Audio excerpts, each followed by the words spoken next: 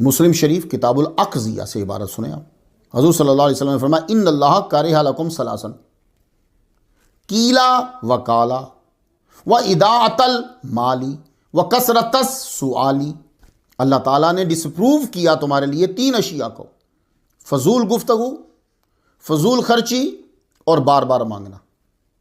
ٹھیک ہے، یہ کیل اور کال کا معنی میں نے فضول گفتگو کیا ہے.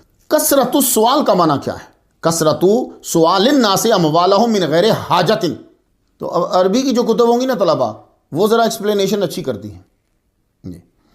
تو اب کثرت السؤال کا معنی ہے کہ حاجت نہیں ہے اور مانگنا، اسے کثرت السؤال کہیں گے. تو وہ یہ نہیں کہہ رہے معنی کثرت السؤال کا، یہ نہیں کہہ رہے، تو وہ یہ کہہ رہے ہیں کہ اس بندے کو حاجت ہی نہیں اور مانگ رہا ہے، یہ کثرت میں چلا جائے گا.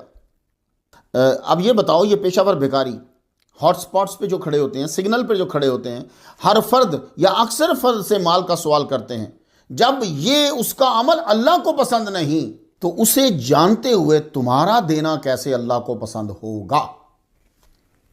تو اس کا مطلب ہے کہ پیشہ ور بھکاری کو دینا اللہ کو پسند نہیں ہے.